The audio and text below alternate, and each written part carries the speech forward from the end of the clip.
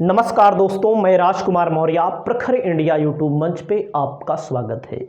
2024 का लोकसभा चुनाव आ गया है।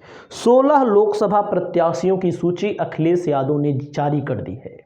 उन 16 लोकसभा प्रत्याशियों में मैं आपको एक ऐसा लोकसभा बताने जा रहा हूं, बस्ती लोकसभा।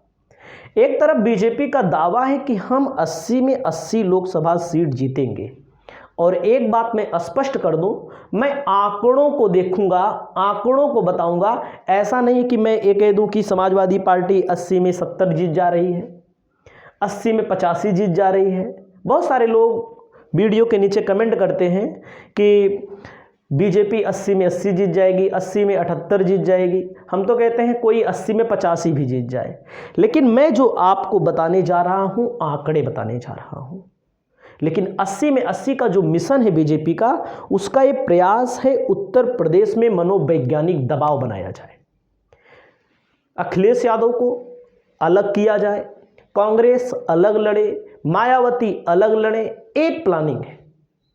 नहीं तो बीजेपी को भी पता है कि उत्तर प्रदेश में हालात वो नहीं है, क्योंकि 22 में विधानसभा का चुनाव हुआ है, उसके पहले पंचायत का चुनाव हुआ है।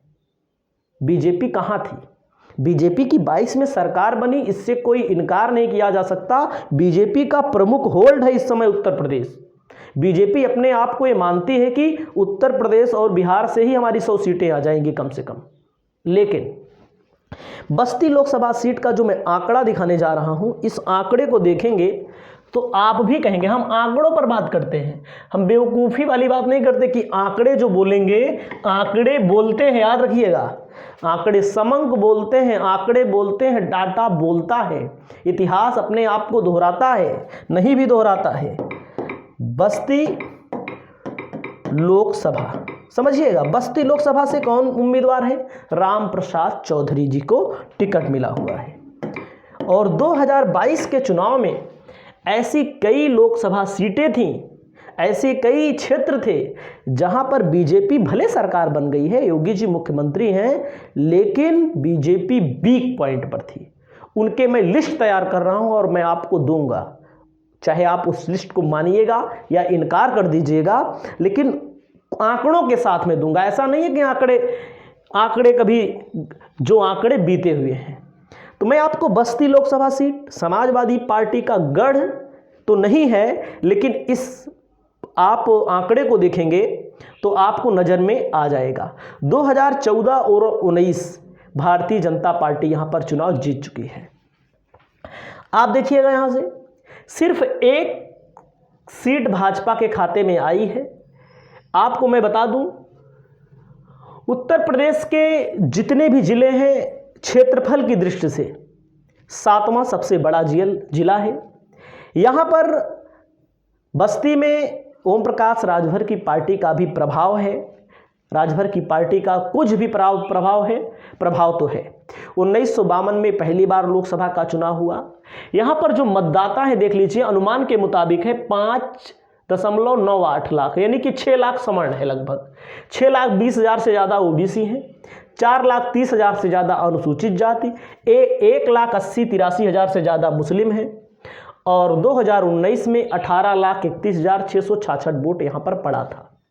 9,90,184 पुरुष, 8,41,345 महिला, 137 थर्ड जेंडर के मतदाता भी यहाँ पर हैं।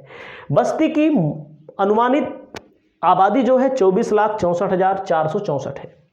ये सब अनुमानित होता है भैया। अब मैं आपको सीधा सीधा लाता हूं, गोल गोल घुमाऊंगा नहीं। इस बार ध्यान दीजिएगा, थोड़ा सा जानिए, ज्यादा नहीं। जब कांग्रेस जीतती थी तब जीतती थी। अब इस समय कांग्रेस कुछ दशकों से कांग्रेस का वर्चस्व यहां पर नहीं है। तो आप जान सकते हैं, बसपा के लालमन त्रिपाठी 2000 कब जीते थे? 9 में बसपा, 9 में बसपा, 4 में बसपा। बीजेपी यहां 96, 98, 99 में जीती हुई है। हरीश द्विवेदी कब जीतते हैं? 2014 में और 2019 में लगातार, जो वर्तमान में भाजपा के राष्ट्रीय सचिव हैं। पिछली बार बसपा से लड़े थे कौन? राम प्रसाद चौधरी, जो अब सपा में है, जिनको अब टिकट मिल चुका है।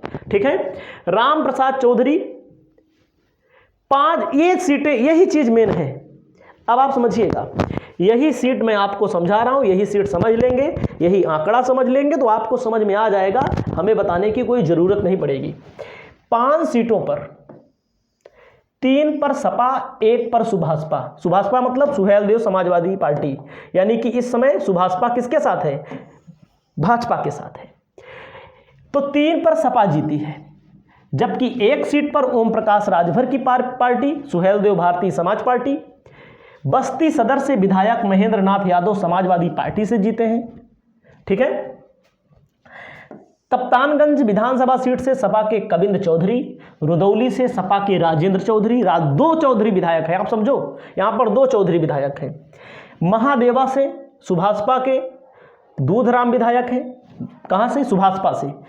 22 में सिर्फ 1 हौरैया सीट मिली है, जहां से अजय सिंह विधायक हैं। भाजपा के हालात यहां पर उस अनुपात में बेहद बेकार हैं जिस अनुपात में भाजपा दावा कर रही है कि हम 80 में 80 जीत लेंगे। ऐसी बहुत सारी सीटें हैं, और भी देख लीजिए यहाँ पर आंकड़ा क्या कहता है। पिछले जो 2 चुनाव में 14 में 58% वोट पड़ा था, और उसके बाद कुल 10,38,366 लोगों ने वोट दिया था। बीजेपी उम्मीदवार को 3,57,000 वोट मिला था। समाजवादी पार्टी के ब्रिज किशोर सिंह डिंपल को 3,24,118 वोट मिला था दूसरे स्थान पे, और बहुत ज़्यादा अंतर भी नहीं था हारने का, ये भी जान लीजिए। बहुजन समाज पार्टी के उम्मीदवार 27% वोट पाकर तीसरे नंबर पर थे। 2014 की ही बात करें, जब बहुत प्रचंड लहर थी तब।